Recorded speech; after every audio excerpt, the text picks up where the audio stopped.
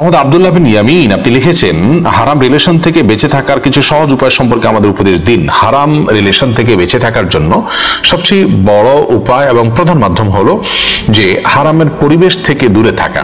Social মিডিয়ার মাধ্যমে যদি আপনি হারাম রিলেশনে জড়িয়ে পড়ার আশঙ্কা করেন, তাহলে সেক্ষেত্রে সেই সোশ্যাল মিডিয়া থেকে আপনি নিরাপদ দূরত্বে থাকতে হবে। যদি আপনি এমন কোনো পরিবেশে কাজ করেন যে পরিবেশে নিজেকে আপনি বাঁচাতে পারেন না এবং গুনাহে জড়িয়ে পড়েন, তাহলে সেক্ষেত্রে সেই পরিবেশ থেকে নিজেকে দূরে রাখার চেষ্টা করতে হবে। আর যদি আপনি নিজেকে সম্পূর্ণ দূরে সরাতে না পারেন একান্ত, তাহলে সেক্ষেত্রে চোখের হেফাজতের পর নিজের সঙ্গে নিজের সংগ্রাম চালাতে হবে, যুদ্ধ করতে হবে।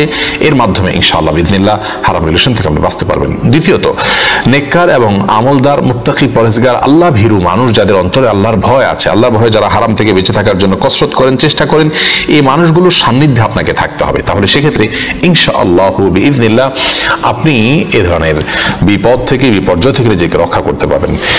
নাম্বার 3, হারাম রিলেশন থেকে বাঁচার জন্য আপনি প্রাপ্তবয়স্ক হলে দ্রুততার সাথে বিবাহ করে ফেলুন।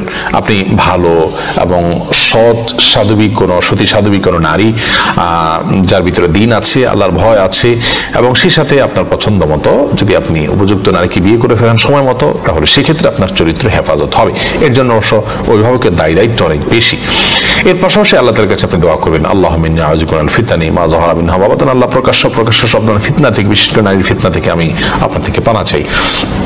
এই সময় হারাম রিলেশন থেকে বেঁচে থাকতে পারা আজকের তরুণদের জন্য অনেক বড় একটা বিষয়। তরুণদের তাকওয়ার সবচেয়ে বড় আপনার প্রমাণ হলো যে তারা হারাম রিলেশন থেকে বেঁচে থাকতে পেরেছে।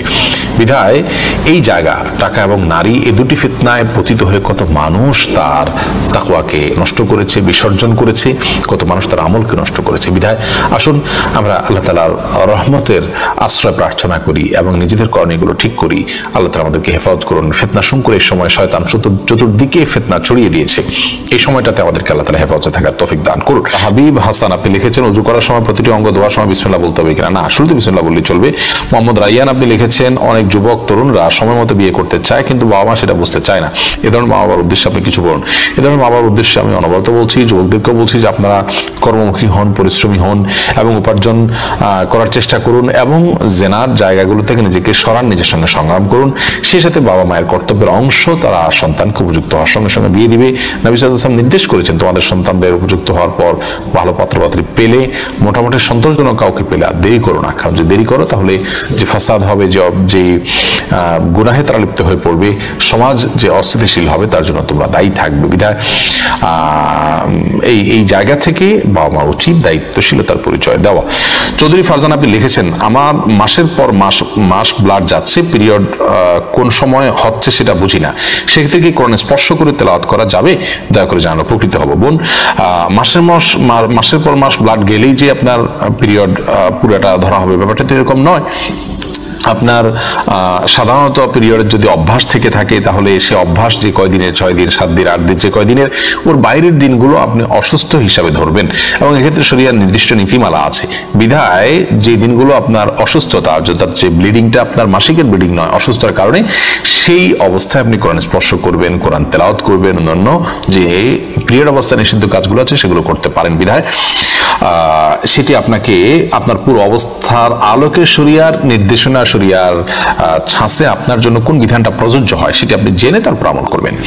আর এছাড়া রাকিব আপনি লিখেছেন, নামাজের সময় কি পাঞ্জাবি বা পায়জামার পকেটের ভিতরে হাত দেওয়া লাগলে নামাজ হবে?